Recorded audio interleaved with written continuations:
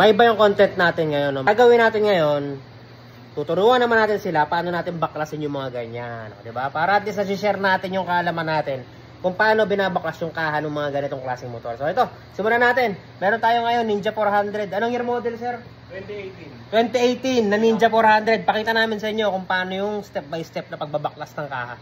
Siyempre, dun lang sa kailangan baklasin ha. Hindi naman 100% pero at least mabigyan kayo ng knowledge kung sakaling mag-electrical works kayo ng ganitong motor.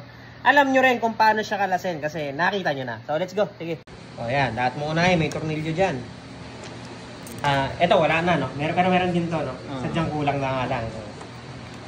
Pagka ganun, medyo matigas yan pero hilahin nyo lang. Hilahin nyo lang ng marahan. Meron lang yan mga tinatawag natin na ano, rubber grommets. Yan. Grommets ang tawag natin sa mga ganyan. So si Kawasaki, mahilig yan sa mga ganyan. Si Yamaha din, no, mahilig sa mga ganyan si Yamaha.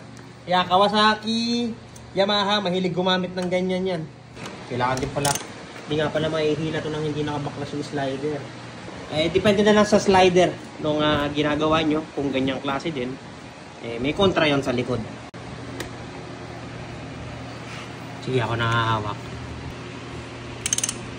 May kalawang yan. Makunat eh. Makunat, naka-vanguard.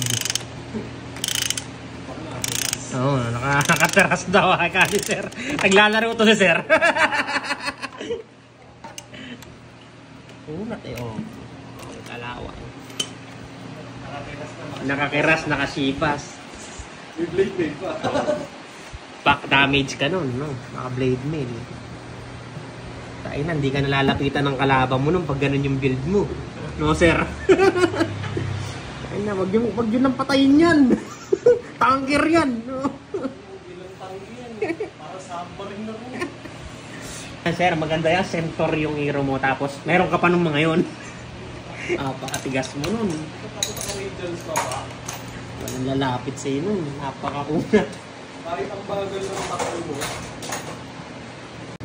Ayan, dito nga pala, kanina nakapasok lang dyan. May dalawang ilang tornilyo? Tatlo. May isang tornilyo, may pangalawa, tapos may pangatlo, tapos kailangan nyo lang hilahin. Ayan, ang ganyan. Tapos yung pala, yung sa harap pa dito, may plastic rivet pa dito nagkakapit. Ano kami ngayon? Sharing is caring. May mga kailangan tanggalin dyan. So lahat to tanggal, di ba? Yan. Tapos ilan pa yung tinanggal mo doon? Kaya may isa. May dalawa, may tatlo. Tapos may pang-apat. Ayun. Yung mga plastic rivets. Pero pati sa kabila, tanggalin, no? Pati yan. Ang buong floor, no? Wala talaga silipan. B5 kami. Kung kulit eh.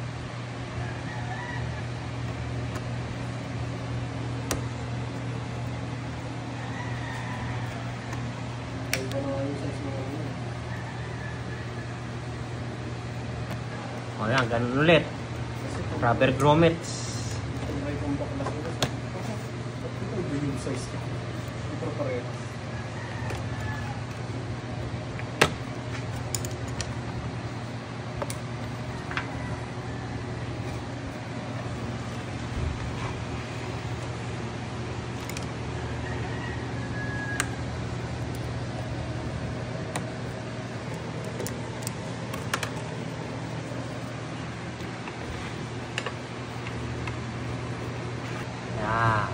Signal lights. Kailangan bunutin. Sige bang, makuha.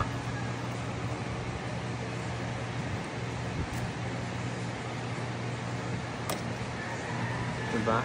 Oh. Ngayon, yung mga nararamdaman nyo parang nagkakapit habang hinihila nyo, ito na yun, mga rubber grommets na lang yun.